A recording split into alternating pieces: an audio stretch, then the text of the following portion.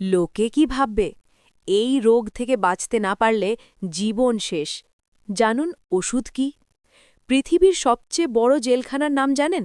Tihar jail বা Alcatraz নয়। সবচেয়ে বড় জেলখানা হল লোকে কি বলবে। আমাদের হাজারো স্বপ্ন, হাজারো প্রতিভা এবং লক্ষ কোটি ইচ্ছে প্রতিদিন এই একটিমাত্র বাক্যের নিচে চাপা পড়ে মারা যায়। আমরা নিজেদের পছন্দমতো পোশাক পরতে ভয় পাই, পছন্দের ক্যারিয়ার বাঁচতে ভয় পাই, এমনকি মন খুলে হাসতেও ভয় পাই, পাছে লোকে কিছু বলে। কিন্তু ভাবুন তো, জীবনটা কার? আপনার। কষ্টটা কার? আপনার।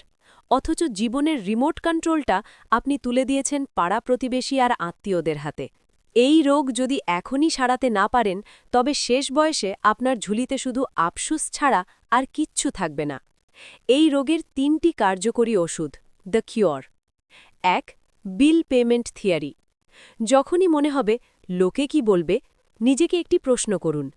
আমার বাড়ির চাল, আমার অসুস্থতার খরচ বা আমার ইলেকট্রিক বিল কি এই লোকগুলো দেয়?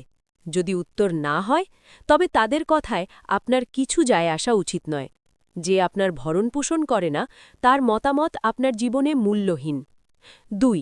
লোকের মেমরি খুব দুর্বল। বাস্তবতা হল, লোকে আপনাকে নিয়ে ভাবার অত সময় পায় না। তাদের আলোচনার স্থায়িত্ব বড়জোর ২ দিন। আজ আপনি ব্যর্থ হলে তারা হাসবে, কাল সফল হলে তারাই আপনার সাথে সেলফি তুলতে লাইনে দাঁড়াবে। লোকের মুখ আপনি বন্ধ করতে পারবেন না, তাই ওদিকে কান না দেওয়াই বুদ্ধিমানের কাজ। ৩.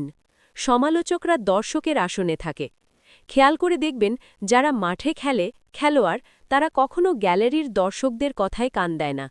যারা জীবনে কিছু করতে পারে না, তারাই কেবল অন্যের সমালোচনা করে সময় কাটায়। তাই কেউ আপনার নিন্দা করলে খুশি হন, বুঝবেন আপনি তাদের চেয়ে এগিয়ে আছেন, আর তারা দর্শকের আসনে বসে শুধুই তালি বা গালি দিতে পারবে। শেষ কথা, কবরস্থানে গিয়ে দেখবেন সেখানে শুয়ে থাকা মানুষগুলোরও অনেক স্বপ্ন ছিল, যা তারা পূরণ করেনি শুধু লোকে কি বলবে ভেবে।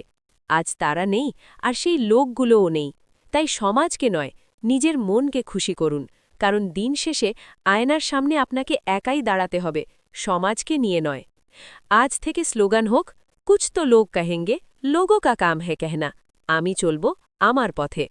জীবন আপনার, তাই নিয়মটাও আপনার হওয়া উচিত।